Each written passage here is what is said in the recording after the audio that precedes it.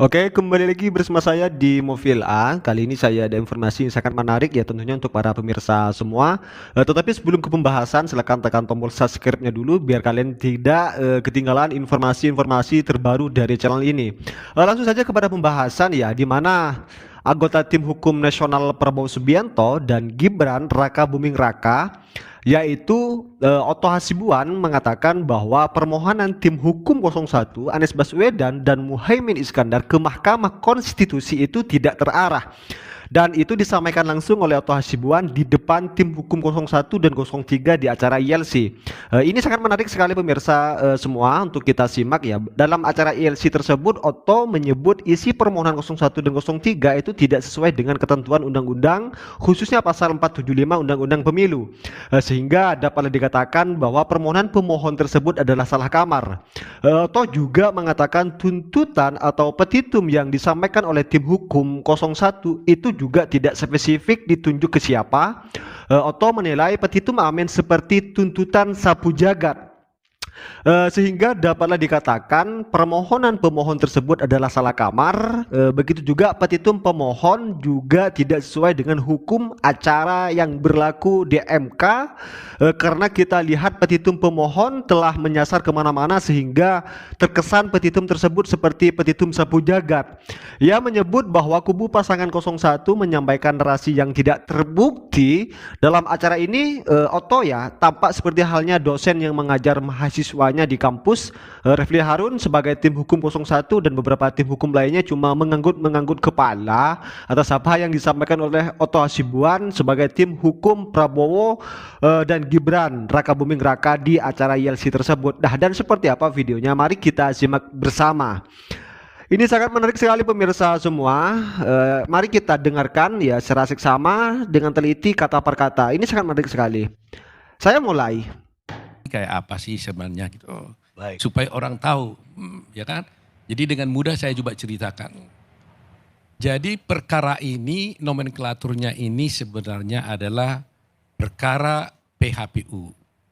Yaitu perkara tentang perhitungan hasil pemilihan umum. Gitu. Jadi itu nomenklaturnya perkaranya. Kenapa sampai begitu? Karena memang dulu sebelum undang-undang pemilu mengaturnya seperti itu. Nah, tetapi kemudian pihak 03 dan 01 mengajukan permohonannya tidak menggunakan dasar PHPU. 03 dan 01 beranggapan bahwa kami tidak mau mengikuti PHPU, kami mau masuk dengan jalan adanya dugaan kecurangan yang dilakukan oleh KPU maupun 02. Jadi di sini persimpangan jalannya. Jadi masyarakat biar tahu.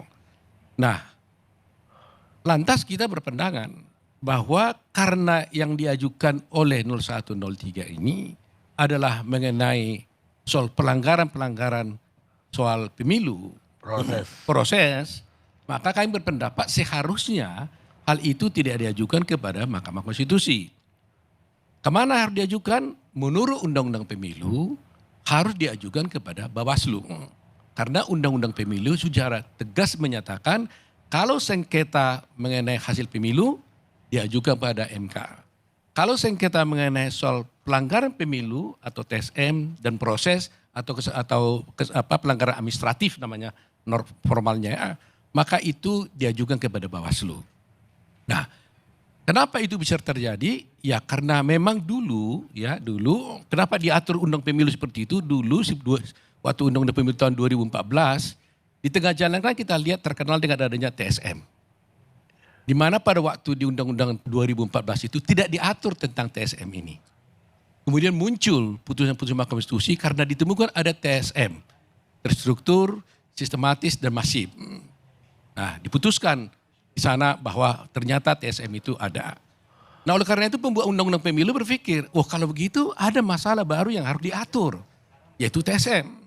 Nah, kemudian di tahun 2019 undang-undang pemilu diaturlah TSM ini diakomodir di dalam undang-undang pemilu, yaitu mengenai TSM ini, sehingga diaturlah hukum acaranya.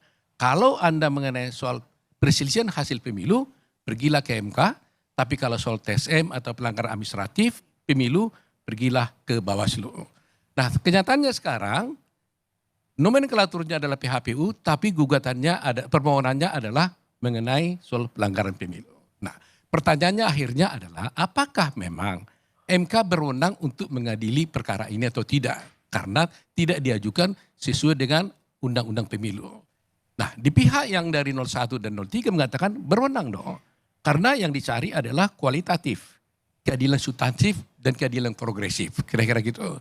Nah, kita mengatakan bahwa dari 02 mengatakan tidak bisa dong Mahkamah Konstitusi melanggar aturan yang ada. Kalau hukum acaranya tidak ada, bolehlah hakim Mahkamah Konstitusi melakukan rescinding, menemukan hukum, membuat suatu aturan baru. Tetapi karena Undang-Undang Pemilu udah tegas mengatur aturan mainnya, maka menurut hemat kami gak bisa lagi Mahkamah Konstitusi menabrak ini. Sebab kalau hukum acara yang sudah diatur ditabrak, menurut kami tidak akan ada kepastian hukum dan keadilan. Karena masing-masing orang menggunakan hukum acara masing-masing. Nah, inilah isu pertama. Nah, tetapi tentunya kan semuanya ini kewenangan daripada Mahkamah Konstitusi. Sejauh mana dia mau mempertimbangkan ini, ya. Nah, kemudian kalau Mahkamah Konstitusi berpandangan dia berwenang untuk menangani perkara ini, maka kita masuk kepada hal yang kedua. Hal kedua itu apa? Apakah betul ada kecurangan atau tidak? Nah, menurut hemat kami setelah berjalannya persidangan ini, tidak ada satu bukti pun yang berhasil dibuktikan di persidangan tentang adanya kecurangan ini. Katakanlah kita gampang sekali. Contoh umpamanya, kalau dikatakan ada intimidasi. Nah, ternyata di persidangan tidak ada bukti itu yang terlihat di dalam persidangan.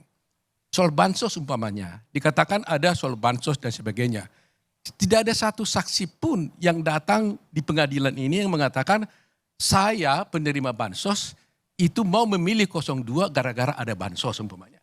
Satu pun nggak ada saksi seperti itu. Jadi yang ingin saya katakan adalah tidak ada di persidangan terbukti adanya hubungan kausal hasil perolehan suara dengan hasil perolehan suara dari Prabowo Gibran ini karena ada bansos. Gitu.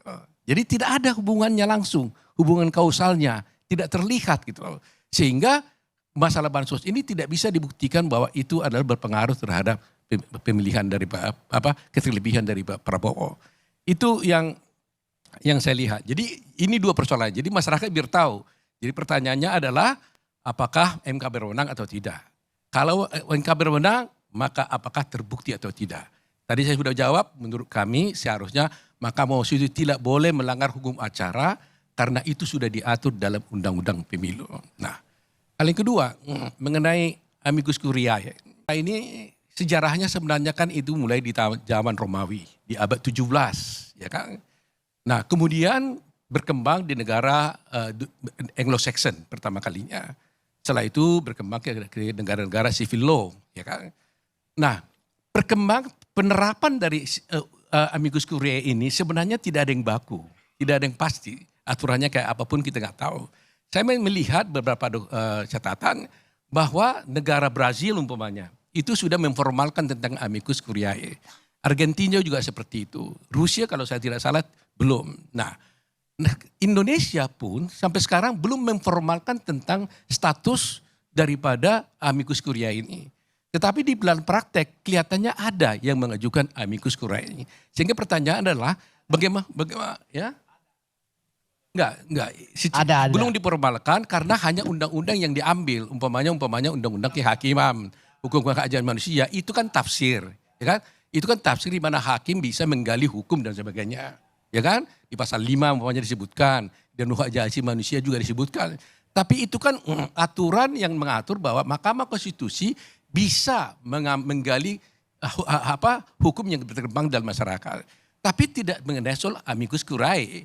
Tapi di Indonesia ditafsirkan adanya peluang di dalam undang-undang kehakiman tersebut dan juga di undang-undang hak asasi manusia, dianggaplah amicus curiae ini sebagai perwakilan daripada penggalian daripada nilai-nilai yang berkembang di masyarakat. Jadi tidak diatur, jadi belum diformalkan secara lengkap, masih informal. Sama dengan negara-negara lain. Nah, sehingga berkembanglah pendapat-pendapat masyarakat. Sebenarnya siapa sih yang menjadi amicus curiae ini dan bagaimana kedudukannya di dalam suatu perkara. Nah, ada yang berpendapat bahwa sebenarnya amicus curiae ini dalam sejarahnya diambil itu gara-gara bahwa ada suatu perkara yang bersifat publik, kemudian masyarakat itu merasa dia punya kepentingan untuk menjelaskan kepada hakim, untuk membantu hakim, tidak membantu para pihak yang berperkara. Ini harus dilihat dulu ini. Tidak membantu pihak yang berperkara ini, tapi membantu hakim untuk memutuskan sesuatu berdasarkan hukum dan keadilan yang menurut mereka itu benar. Itulah sebabnya dia menjadi friend of the court, menjadi sahabat pengadilan. Dia bukan sahabat daripada para pihak yang berperkara, tapi sahabat daripada pengadilan. Jadi karena dia sahabat pengadilan, di mana hakim memutus suatu perkara pastikan dengan adil. Maka dia pun orang yang datang menjadi amicus curiae ini juga tidak boleh berpihak. Maka dia harus dengan adil dan penuh independensi datang ke pengadilan, memberikan masukan kepada pengadilan agar bisa mengurus perkara dengan baik. Nah, oleh karena itu saya berpendapat dan juga banyak juga berpendapat dalam literatur yang kita lihat bahwa sebenarnya yang menjadi amicus curiae ini tidak boleh orang yang menjadi pihak di dalam perkara. Jadi kalau dia ada pihak di dalam perkara itu langsung atau tidak langsung, maka tidak tepat. Tetapi tidak ada larangan dia mengajukan sebagai amicus curiae. Umpamanya kalau ada kelompok-kelompok masyarakat mengajukan ke Mahkamah Konstitusi, itu sah-sah saja. Boleh saja, nggak ada yang bisa melarang itu. Nanti yang memutuskan itu adalah Mahkamah Konstitusi. Saya hanya bicara tentang pendapat saya, teorinya bahwa semestinya yang menjadi amicus curiae itu bukanlah pihak yang berperkara dan tidak punya kepentingan langsung terhadap salah satu pihak yang berperkara. Langsung atau tidak langsung tidak. Tapi dia punya kepentingan yang lain yaitu menegakkan hukum dan kebenaran dan dia membantu pengadilan agar memutus perkara ini dengan adil, jangan sampai salah. Inilah menurut saya soal amicus curiae. Jadi kalau ada teman-teman, ada kelompok masyarakat yang mengajukan amicus curiae itu sah-sah saja. Silakan aja. Kecuali Bu Mega begitu. Hah? Kecuali Bu Mega. Itu haknya beliau juga ya, kan. Tapi dia boleh juga. Cuma kalau dia merasa bahwa dia adalah pihak dalam perkara, menurut saya Mahkamah Konstitusi akan mempertimbangkan apakah ini adalah merupakan pas sebagai amicus curiae atau tidak karena mungkin dia menjadi pihak di dalam satu perkara. Nah, kedua, tata caranya yang dulu di zaman dulu itu bisa amicus curiae ini hakim pengadilan yang memanggil tokoh dianggap penting untuk minta pendapat, dia panggil. Hadir di persidangan menyampaikan pendapatnya. Atau boleh juga masyarakat. Saya rasa cukup ya terkait dengan pembahasan Otto Hasibuan sebagai tim hukum 02. Ini sangat luar biasa sekali menurut saya apa yang disampaikan oleh tim hukum 02. Ya, tapi seperti apa komentar kalian? Tulis di kolom komentar. Dan sekali lagi jangan lupa tekan tombol subscribe-nya biar kalian juga tidak ketinggalan informasi-informasi terbaru dari channel ini. Dan salam demokrasi Prabowo Presiden 2024-2029.